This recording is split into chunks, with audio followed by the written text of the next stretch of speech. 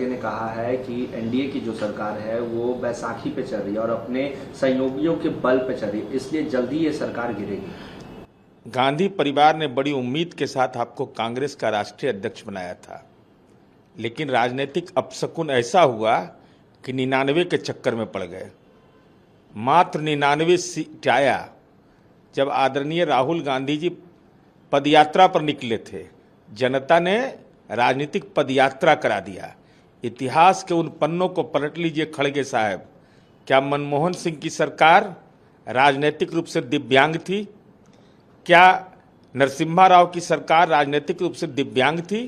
अरे एनडीए की सरकार पर्याप्त बहुमत से चल रहा है और आपकी उम्मीद, हसरत भरी निगाहें केवल एक ही है कि तेलुगु देशम और जनता दल यू अगर समर्थन कर देता 99 के चक्कर वाली पार्टी का, तब तो आप कहते बहुमत से सरकार चल रही है, लेकिन वह आपके नसीब में नहीं है। 2029 तक तड़पते रहिए, बेचैन रहिए, एनडीए की सरकार चलेगी।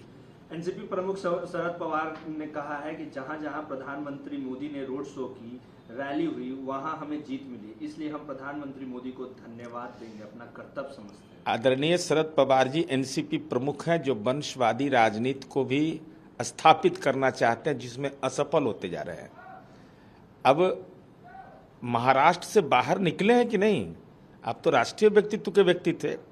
तो यही पटना साहिब सीट पर रविशंकर प्रसाद जी के लिए माननीय प्रधानमंत्री जी ने और माननीय मुख्यमंत्री जी ने रोड शो किया और शानदार जीत हासिल हुआ। इसलिए हमको लगता है कि देश के भूगोल के बारे में आदरणीय शरद पवार जी को राजनीतिक मंतव्य देने के पहले अपना मंतव्य गठित करना चाहिए। और साथ ही साथ अब ये इन समीक्षाओं से कोई निदान नहीं निकलने वाला है। जनता ने आपको समीक्षा करके विपक्ष में बिठा दिया है। शिवसेना नेता उद्धव ठाकरे का बयान आया है और कहा है कि ये जो सरकार बनी है ये मोदी की सरकार नहीं है, ये एनडीए सरकार, और ये सरकार ज्यादा दिन चलने वाली नहीं है। देखिए, उद्धव ठाकरे जी कोई संघर्ष के तो प्रतिफल है नहीं, ये तो वंशवादी राजनीति के एक उदाहरण है। ऐसे लोग जो बगैर संघर्ष के राजनीति में पहचान बना करके अपनी भविष्यवाणी करते हैं, तो हम समझते हैं कि इनके बयान को बहुत ही गंभीरता से लिया ही नहीं जाना चाहिए।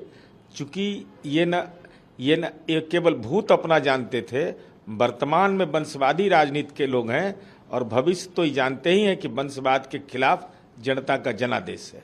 तेजस्वी यादव ने अपने एक्स हैंडल पे पोस्ट किया और कहा है कि बिहार में जो बार बार नैरेटिव सेट करते थे, जंगल राज वापसी आ जाएगी, आज बिहार जल रहा है, अपराधी बेलगाम हो रहे हैं और कोई भी एनडीए का नेता बोलने को तैयार नहीं है।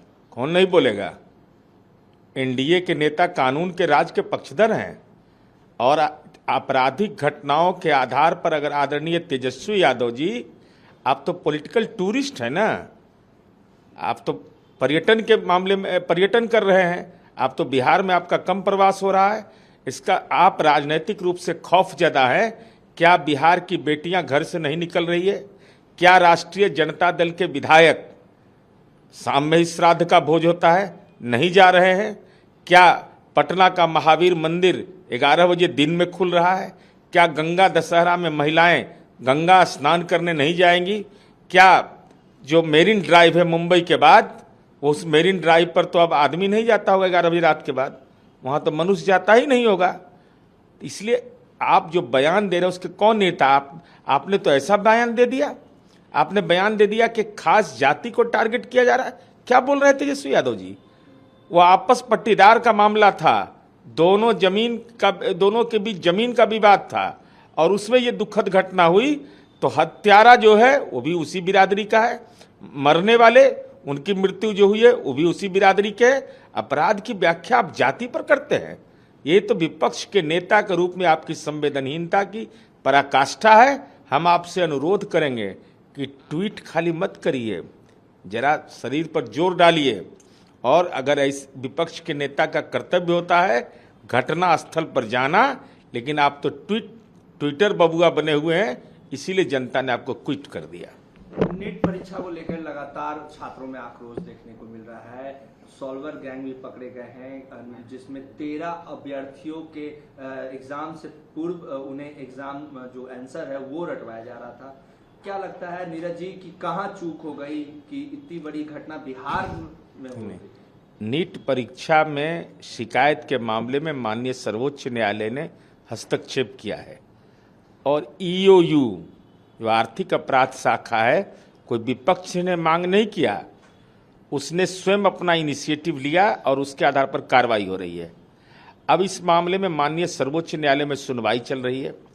केंद्र सरकार सहित विभिन्न लोगों को इस संबंध में नोटिस भी जारी किया गया है।